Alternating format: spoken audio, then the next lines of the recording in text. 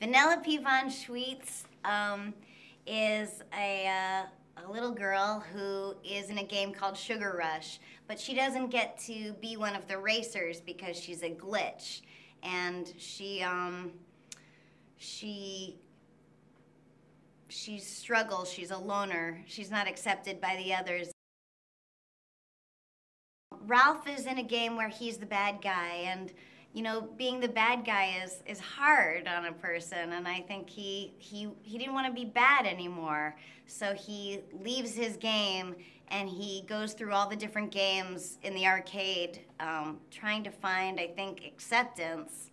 And he meets Vanellope in her game, and they knock heads, and they don't like each other, but you know, what you realize is they're really the same. They're both in these games where they're not accepted by anyone else there, and they just so desperately want to fit in, and they realize, I think, through their friendship that their shortcomings become their greatest assets.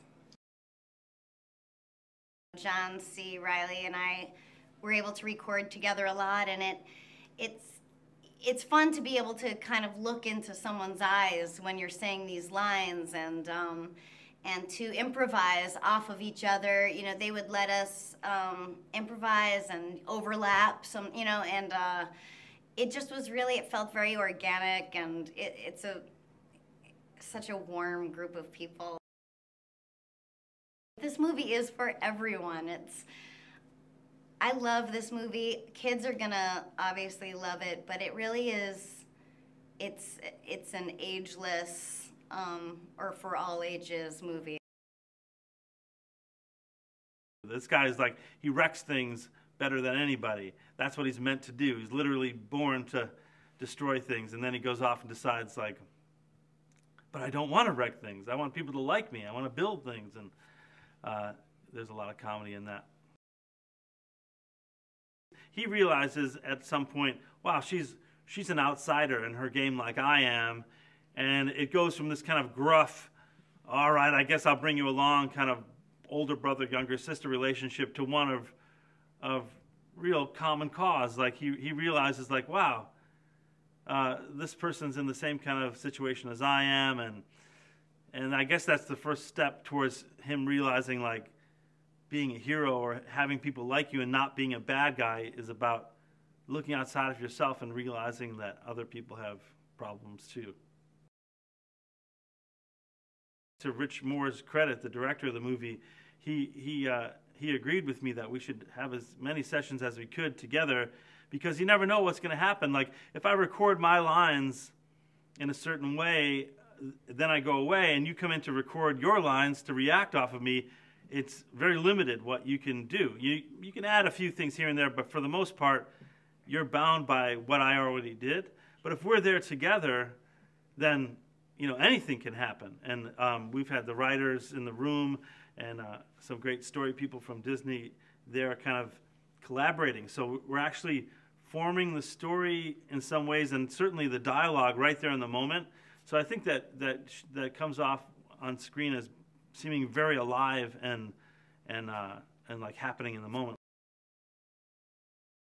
In this movie, you're presented with one version of the world, then you go behind the glass of the video game and you see what it's like for those video game characters in that game, and then Ralph and these other characters from the video game go out through the power cord outside of the game, and the worlds of the movie keep changing. Suddenly you're in a whole new universe visually, and the rules of that universe are totally different. And then you go into another video game. So I think that's what makes the movie a really special visual experience for an animated movie, is that you're not trapped in one world or one look.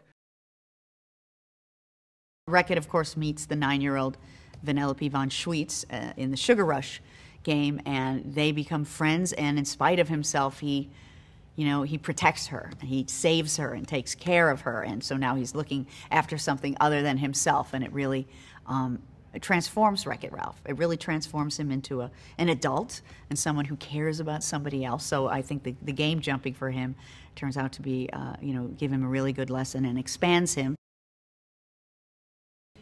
I play Sergeant Calhoun, and she is the main officer of Heroes Duty, which is a video game, a shooter video game. And she is tough as nails, and she's gorgeous and kind of unreachable.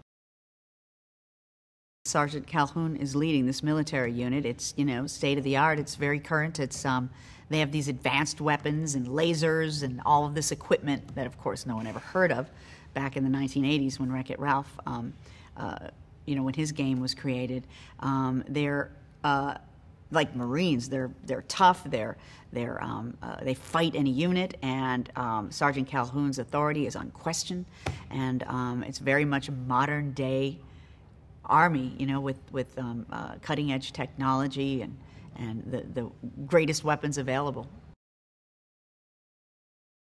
You know, a lot of funny people in this movie and a lot of funny writing, and I think the animation is just outrageous because we go from the Fix-It Felix Jr., which is the 1980s classic video game where everything was done with the little square pixels, all the way to the, you know, modern technology of Heroes Duty, and which of course is very slick and high tech and violent and there's a lot of risk and a lot of drama. Fix-It Felix Jr. is just the ultimate good guy, and he loves doing good and he loves his job, and it's just old hat for him, and it's what he does. It's what he knows.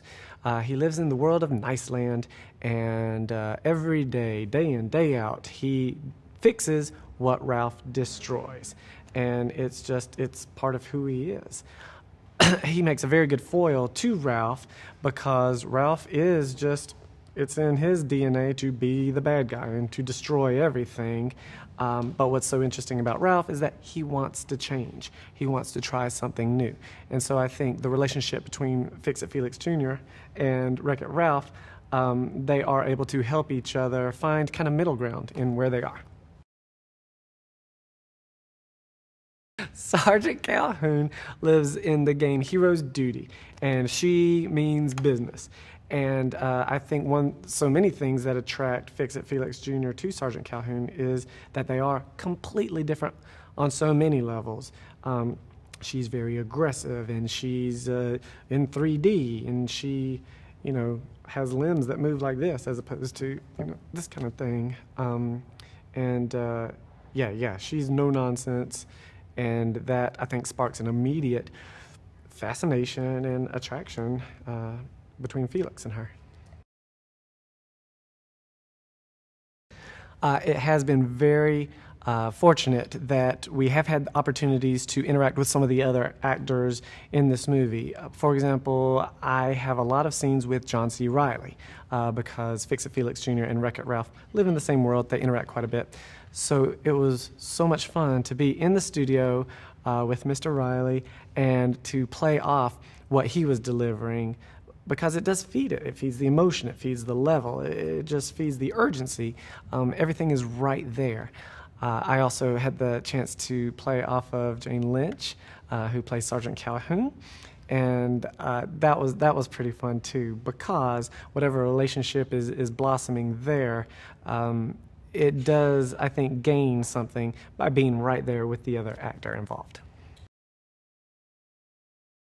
It's such a super fun cast with these well-written characters, and it's a world that we haven't really seen before. It's so fun to see all these people and characters just mishmashed all together and to see how they interact. And I think for that reason, just about everybody's going to find a lot in there that they're going to really latch onto and enjoy and take away and tell their